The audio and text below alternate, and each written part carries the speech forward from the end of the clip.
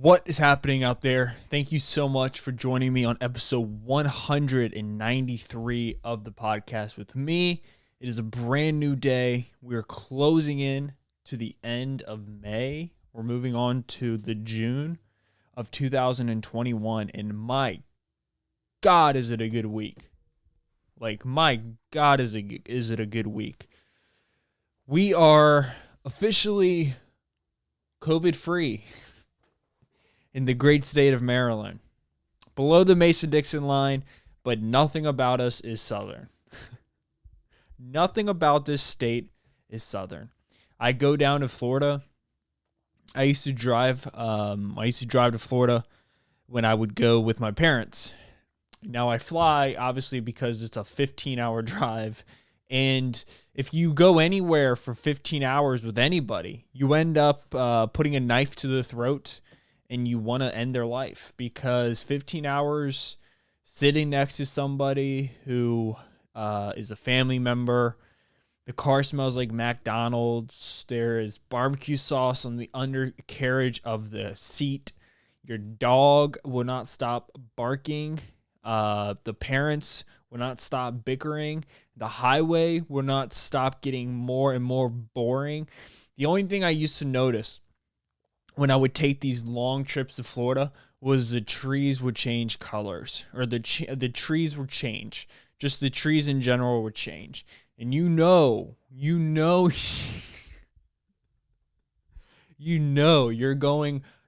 going on a long trip and it's a boring ass trip when the only thing that you see changing around you is the trees. They would go from like this pine needle thing that we get around here to like this darker kind of more misty tree once you get down in like Southern Virginia and you get like northern North Carolina. And then once you get in South Carolina, you're like, holy crap, where are the gators at? Because you know there's gators there. And I'm pretty sure there's gators are there gators in North Carolina? Are there gators? American alligators occur naturally in North Carolina, inhabiting bay, lakes, rivers, creeks, marshes, swamps, and ponds, with local population distributed in patches along the entire coast. Alligators become less common in coastal North Carolina as you move south to north. So there's alligators in North Carolina. Are there alligators in Virginia? That's the real question.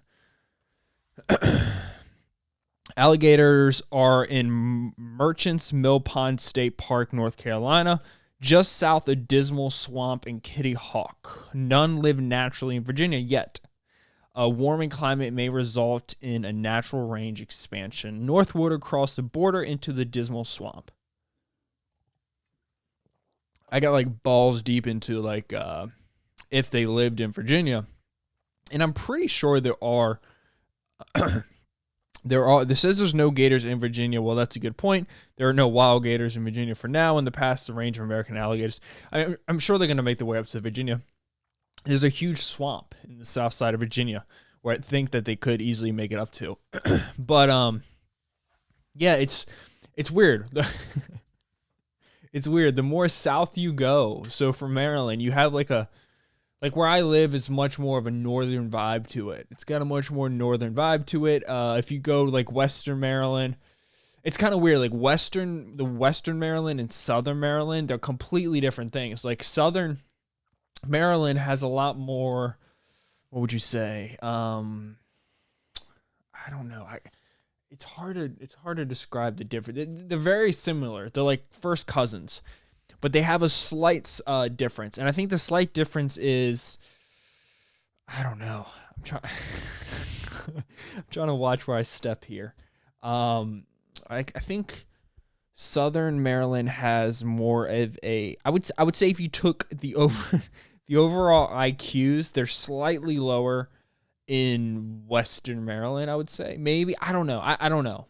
Here it is. Maybe there's more crime in Western Maryland. Maybe that's what it is. And in Southern Maryland is less crime, but it's a slower pace of the world. Whereas because at least Western Maryland has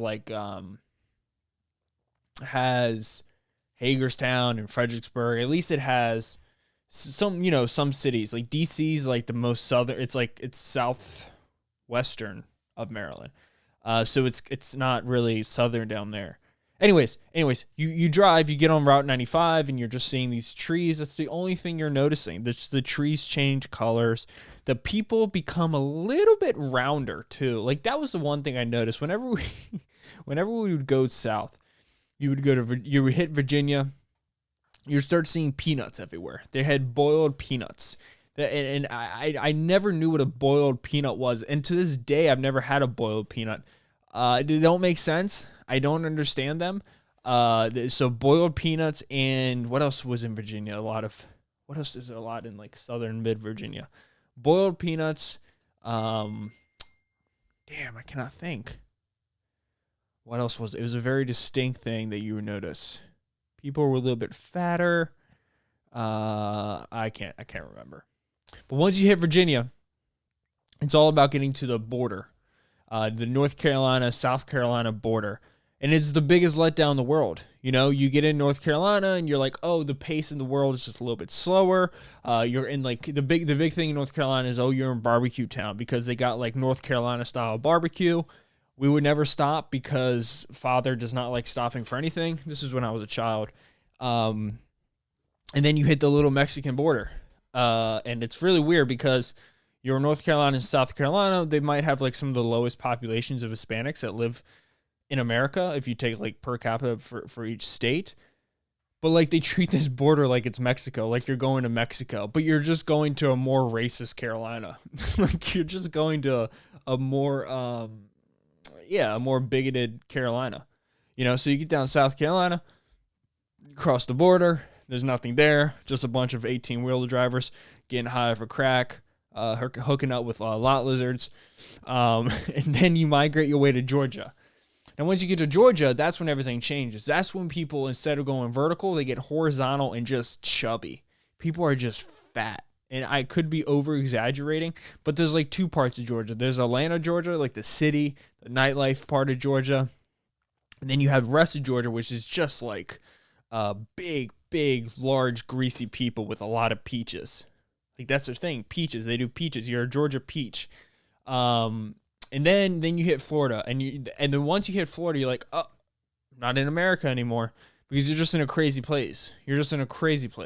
Florida has become the number one destination in America, which is so nuts to me. Like the fact that, like, if COVID never happened, Florida would still be Florida. It would be the place that alligators eat tigers, people eat tigers, the tigers get eaten by lions. The lions do crack and die, and the people do crack and die too. Like it's a crazy part of it's a crazy part of the world. Florida is crazy, man. Like there's that movie, I think it's called Cocaine. Maybe it's Cocaine Cowboys. I don't know. I started watching it, but there's like a class of police. I think 1988 or 1982 or 1980. It's in the 80s of Miami, and every single person who graduated that class and ended up dying in the cocaine wars, or they ended up getting arrested and going to jail because they were selling or dealing with bodyguards or they were in the dirt somehow with the cocaine wars.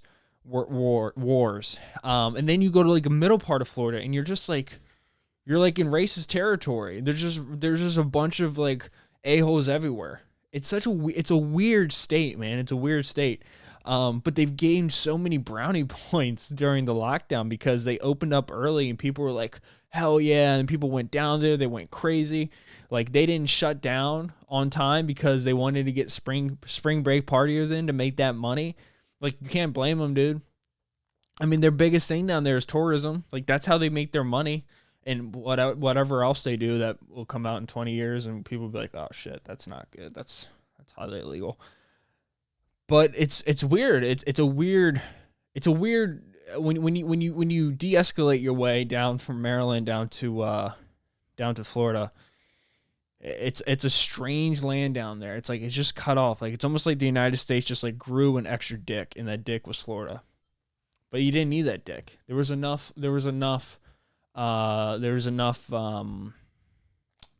America already. But yeah, so anyways, that just a long story short, essentially what I'm trying to get to is that the good old state of Maryland has completely reopened. 100% reopened. The only three asterisks are public transportation, medical, hospitals, all that good stuff, and schools. I know Towson University, which is where I'm a student at, which I will be graduating here in, I think, 7 months. I should be done by December. They are requiring vaccinations, which are cool because vaccinated already. I'm interested to see how they're going to do that because they might. I don't know how long the COVID shot. I think how long does the COVID vaccine last? I think it's only 6 months. Add. How long does immunity last? How long does protection COVID last? We don't know how long protection lasts for those who are vaccinated. This is from CDC.gov. What? How do you not know? What we do know is that COVID-19 has caused very serious illness and death in a lot of people. Thank you, CDC. If you get COVID-19, you're also risk giving it to loved ones who may get very sick. Not even loved ones. Hated ones too. People that you hate the most could see. This is my issue. They're trying to trick you, saying if you get COVID, you can give it to a loved one. They're trying to guilt you. They're trying to guilt you into it. What if you hate somebody? You might just want to spread COVID to everybody. If you hate everybody, you probably want to give them COVID. Getting a COVID-19 vaccine is a safer choice. Experts are working to learn more about both natural immunity and vaccine-induced immunity. CDC will keep the public informed as new evidence becomes available. Shout out to you, CDC. But like, for real, man, you can't be tricking people like that. What if I hate somebody and I want to give them COVID? You know? That could be a thing. That's like entrapment. That's like COVID entrapment. That's messed up. It typically takes a few weeks for the body to build immunity, protect against the virus that causes COVID-19 after vaccination. That means it's possible for a person could be infected with the virus that causes COVID-19 just before or after the vaccination and will get sick. From the CDC.gov, so YouTube do not take me down. But yeah, I was expecting to reopen, right? So Hogan came out and he was like, once we hit 70%, we're going to reopen, basically take the mask off, because everything else was lifted besides the mask. And then I think it was Wednesday of last week, the CDC came out and they dropped the bomb on everybody because nobody was expecting the CDC to come out and say, if you've been vaccinated, you can go anywhere with your mask off. Nobody was expecting it. And this is just my theory. And all I do is come up with theories, and I'm just honestly just ripping. Like, don't listen to anything I say. Hell, I have a Tesla shirt on. I don't even own a Tesla. I don't even own stock in Tesla. I just own the QQQ, which owns stock in Tesla. Don't listen. I own Dogecoin. I'm waiting for Dogecoin to go to the moon. Don't listen to me. Don't listen to me. It's a bad idea. I'm filming a podcast in my bedroom. Don't listen to me. Don't. I'm telling you right now, don't do it. Don't do it. It's a bad idea. I don't know what I'm talking. I'm not even educated. I don't even have a degree. I can barely spell my own name. What was I talking about? And I have short-term memory loss. Oh, man, what was I talking about? Oh, yeah. So I was expecting it to be May 31st because it was like 70% vaccination.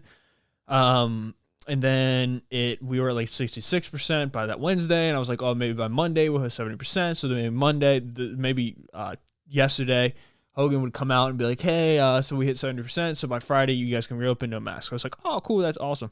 But then boom, I think here's my theory. What happened is, I think it was 2 weeks ago, maybe 2 or 3 weeks ago. I think it was just last week, actually. Last Monday. The jobs report came out, right? Cumberland, Maryland. Don't call me, bruh. We don't pick up, bruh. What are you doing, bruh?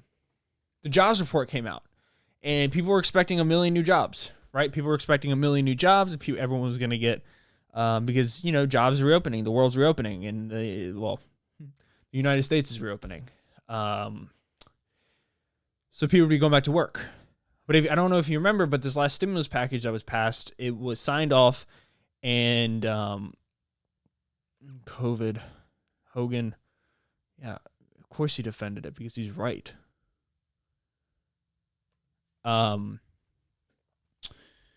What was I saying? Damn it. Why do I do this? Oh, man, what was I saying? Oh, crap. Oh, I don't know what I was saying. Damn it. Whatever. Let's just get back to let's just get back to the CDC thing. So the CDC, oh yeah. So the jobs report was reported, the stimulus package that was passed, the stimulus package included $300 federally, a stipend of $300 for unemployment federally, right? So let's say I make $10,000 at a job, or let's just, what was it, 4,000? Let's just say, so you have a job, you get a $500 paycheck from unemployment, plus you get an additional $300 each week federally. So that's $800 a week, $1,600, 30. So you're making $3,200 a month, 3,200 times 12.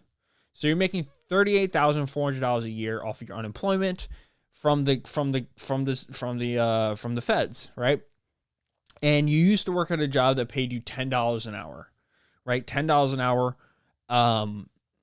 And they're reopened and they're hiring, but you're not going back because you're saying COVID. You're afraid of COVID. So you're going to keep on getting that Fed money. So you're going to keep on getting Fed money. Anyways, the report came back, 266,000 jobs were hired, 734,000 less than they expected. So then people were like, holy crap. Like even like the White House was like, this is not good. You hear them, they go and talk, they give their explanation. They say, oh, it's women. The women aren't going back to work. And that's probably true. You know, I guarantee that's true. You know, childcare isn't open yet. You can't get your kids off to childcare while a woman goes back to work.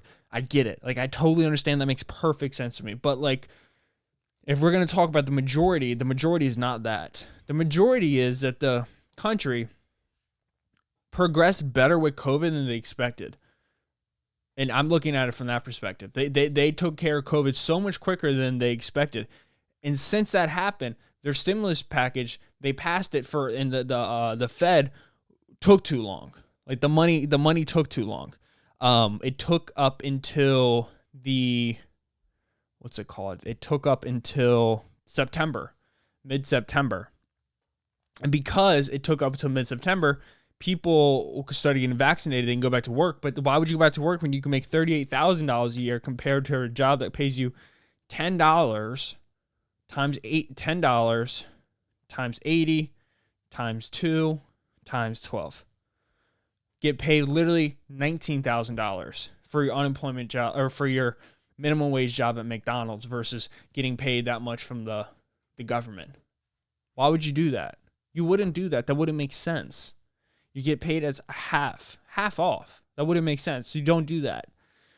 So you're having this situation where people are just staying home and collecting money. And because that's happening, this money that they're collecting is money that wasn't worked for. It was just printed money. And if the money's not worked for, there's no value to the money.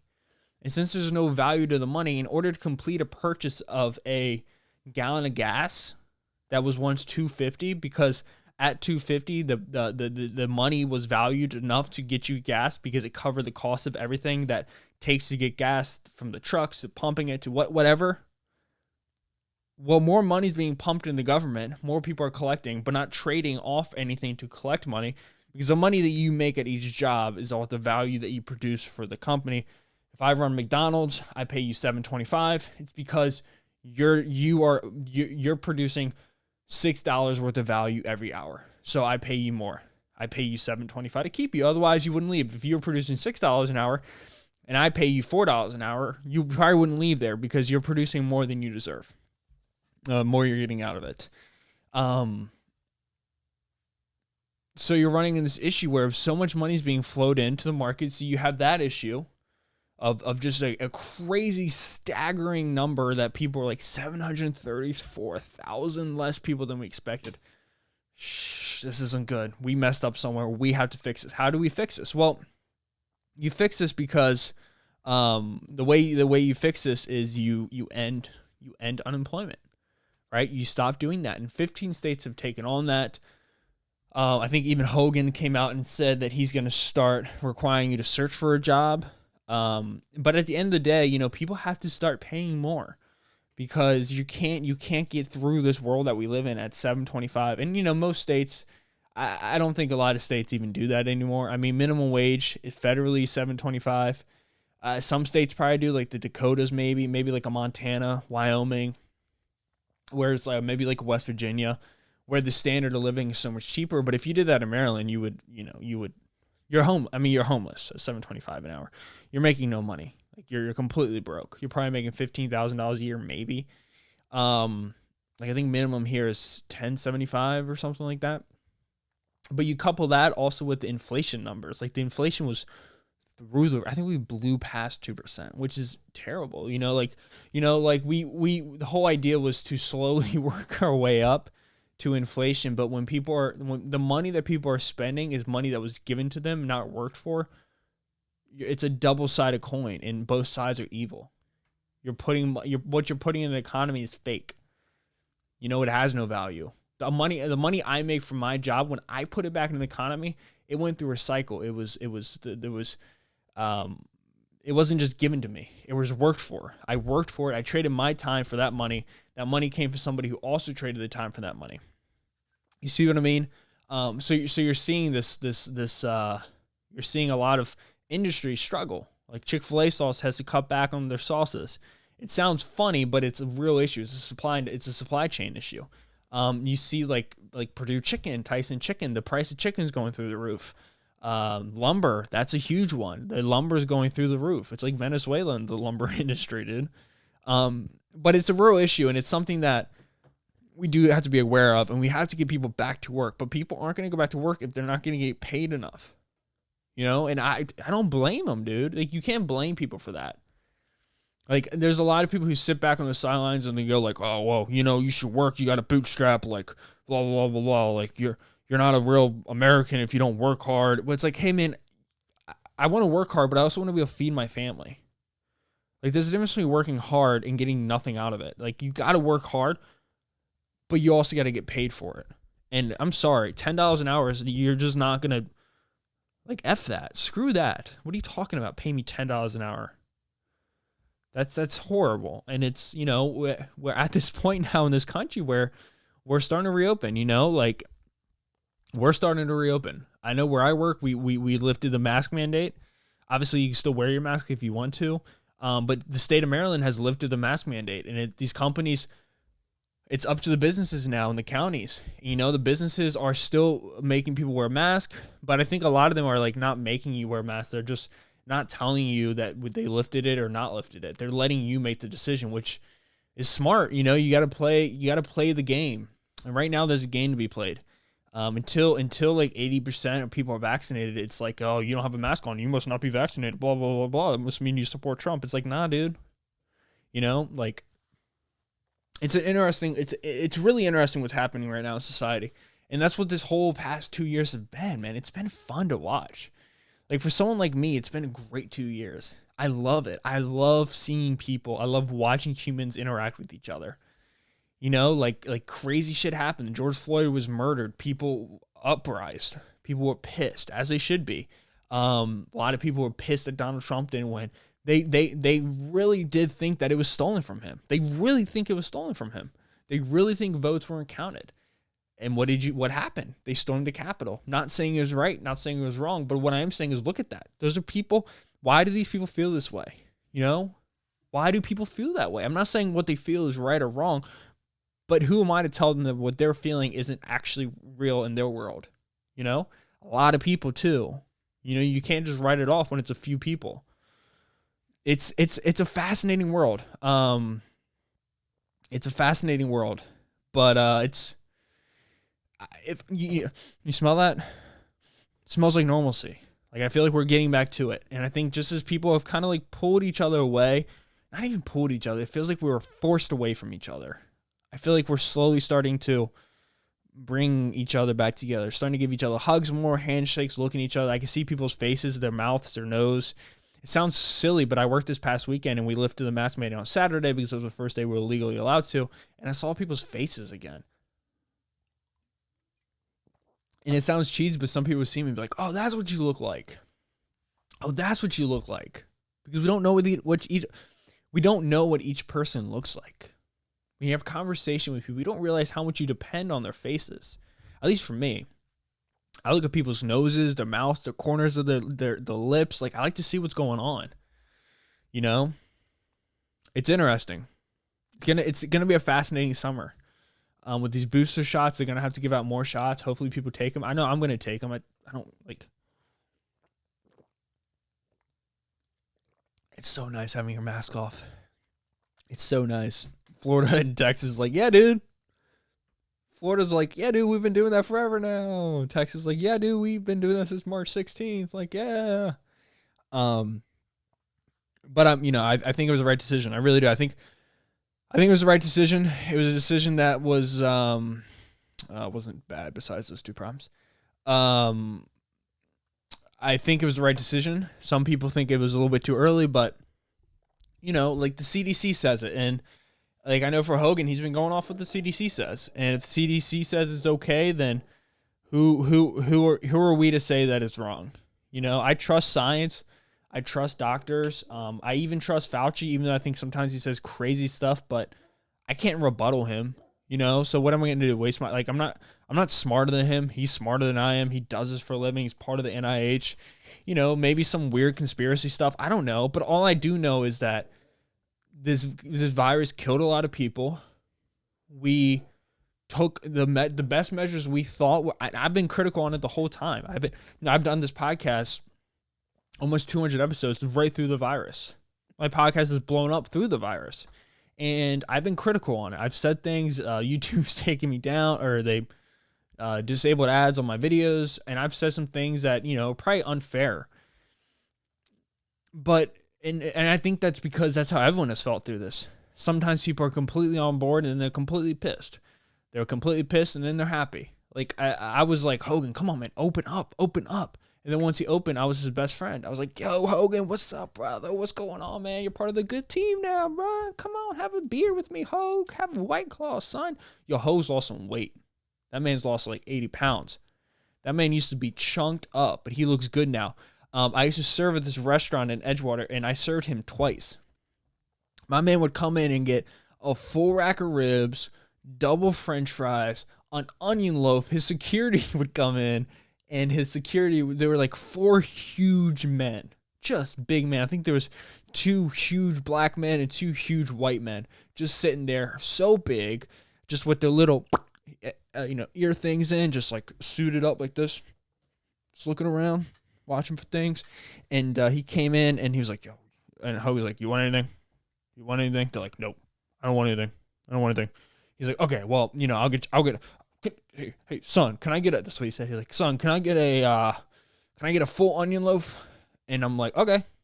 And this onion loaf was literally, if you can imagine, a brick, but 2 bricks, bigger than a brick, just sitting next to each other. And that's what he ate. He said, bring over 4 plates, bring over 5 plates. I'm going to share it with my team here, my security guards. Never shared a dime. He ate the whole thing. Then he got some ribs, took that home. That was pre-COVID, and that was pre-diet Hogan. But now we got Hogan. He looks good. My man looks fire. He looks good. Hogan looks good. He's taking care of himself. I'm happy. I'm happy that the state's opening, and it's a good feeling. The country's opening. July 1st for New York City, June 4th for the great state of California. It's time for people to just reach out, grab their arms, and hug the whole world. We just need to hug each other. We need more hugs. Less tugs, more hugs. I don't know what that means. What are we at here? 30 minutes. But that's that. What else happened? Reopen, son. It's been a long 14 months. My God, it's been a long 14 months. Damn. I've been watching The Last Czars. I actually just finished it on Netflix. I've been big into those. I like all those. The Crown, the chess one. The Last Czars is good. It's about Russia, the last empire of Russia. Nicholas Alexandra or something. Nicholas II. Let's just say that because I don't know his last name.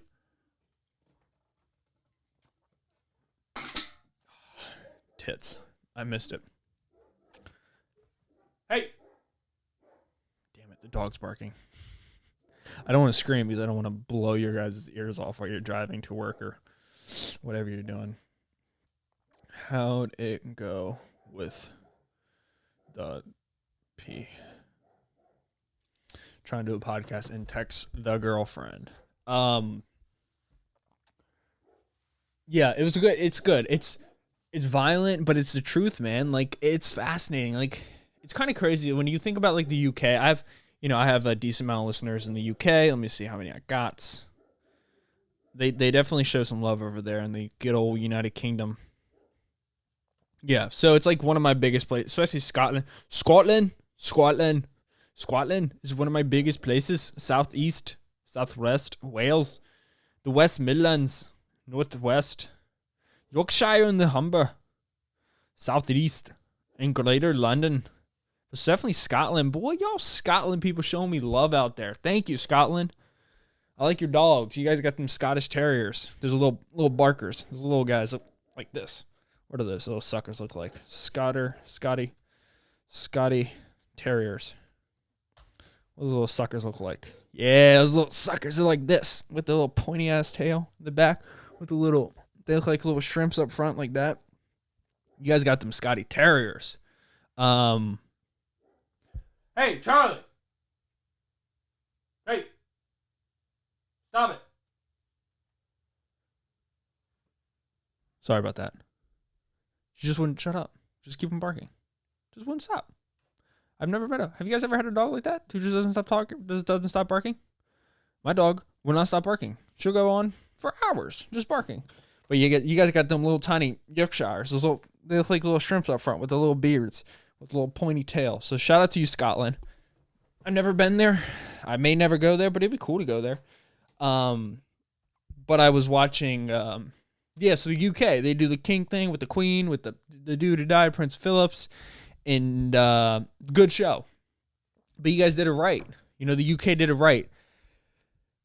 You got Parliament, and Parliament makes all the decisions. The queen just sits there and shows off her jewelry, and she listens to everything that the Parliament says. You never disagree with Parliament. You just let Parliament just tells you what you're doing. But not in Russia. It was wild, dude. The king of Russia, the Tsar of Russia, Nicholas II, his wife was a granddaughter of Queen Victoria. And Queen Victoria was, what was she? Queen Victoria was queen of the United Kingdom of Great Britain and Ireland. I think it was her granddaughter. Yeah, that's what it was. Her granddaughter, Alexandra Ferodorivna, was the spouse, was the wife of Nicholas II of Russia, who was the last Tsar of Russia. Queen Victoria's grandson was George V, who was the former king of the United Kingdom. George V's child, George the Sixth, is the father of Queen Elizabeth II, which is crazy because all of them are related. Like, all of them are related. The Tsar of Russia, second cousin, I guess first cousin, was the king of the United Kingdom. They're all related to each other. And Queen Victoria was German, right? I'm pretty sure she was a German descent. She was born in, no, it says she was, what was her, Queen Victoria's nationality? I thought she was German. She was British. Okay. So she was British. But they changed the last name. She was multilingual. The young queen was adept linguist, fluent in both English and German. Her mother and governors both had German roots, so Victoria grew up speaking the language and later used it frequently when speaking to a German husband, Prince Albert of Saxe-Coburg and Gotha. But it's really fast. God damn, she was short. She's like a little football. Pew, 5 feet tall. Just pew, kick her on the other side of the world. But it's really fascinating when you watch it.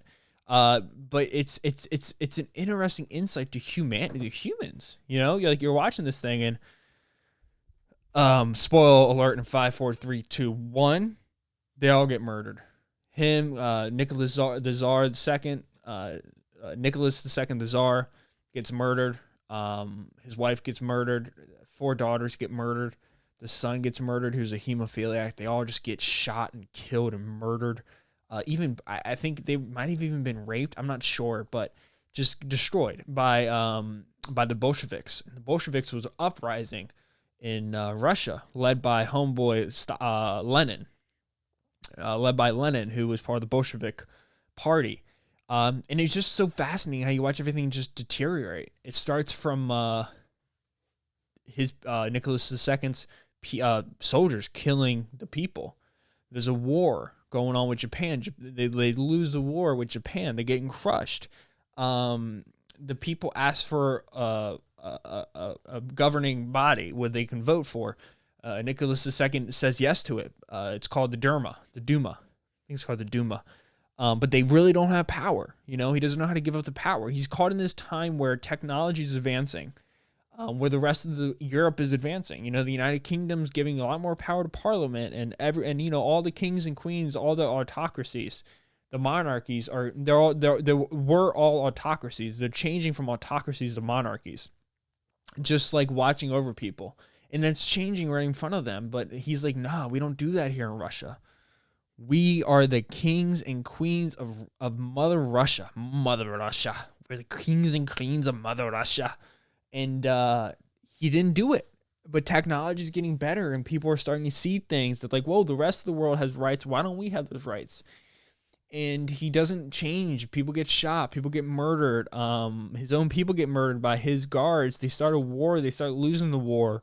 Political unrest. People are uprising. People, I think the governor of Moscow was murdered, whose wife was the sister of the queen, Nicholas Tsar's wife. And what ended up happening is his own people turn on him. The guards turn on him. They took the family, shut his lights off, shut his electricity off, shut off his water, and they take him to this house and they just murder them. They just kill them all. There's no living relatives of them. They wash out everybody. And then Russia goes through this dark path. And then, you know, I wish there needs to be a documentary on Lenin. I'm sure there is. I don't know how Lenin lost power. I think Stalin, how did Lenin lose power? Between 1922 and his death in 1924, Lenin suffered a series of strokes which compromised his ability to speak. How did the Bolsheviks? Chika. How did Bolsheviks lose power? What problems did the Bolsheviks? What happened when Bolsheviks seized power in Russia? During the Russian Revolution, the Bolsheviks, led by the leftist revolutionary Vladimir Lenin, seized power and destroyed some tradition. The Bolsheviks will later become the Communist Party of the Soviet Union. Did Stalin take power from Lenin? That's what I need. During Lenin's semi-retirement, Stalin forged a triumphant alliance with Lev Kamenev and Georgy Zhivkov in May 1922 against Trotsky. Upon Lenin's death, Stalin was officially hailed as the successor as a leader of the ruling Communist Party in the Soviet Union itself. That's the one thing I do want to get into. So I've been reading this book. I'm out of school too. I finished my last exam.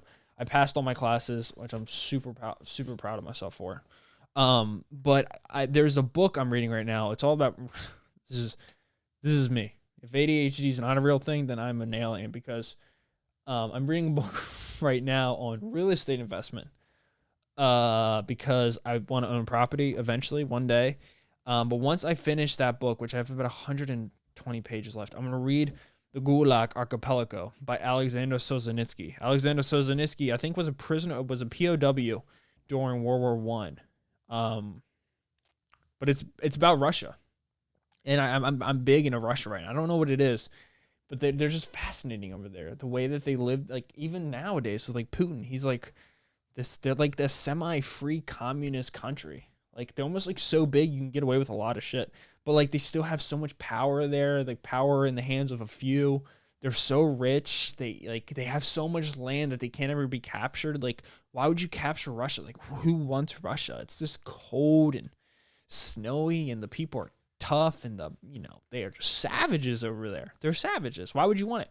I could see like capturing like, islands in Hawaii. Like there's water. You can travel this way. You can, you capture like the United Kingdom. You're an island. You have good navy. You could use the water to ship things and all that good stuff. But like Russia, just landlocked snow. Like that's what you just make snowmen. Like there's nothing to do. But yeah, I don't know. I do know I need to go run. And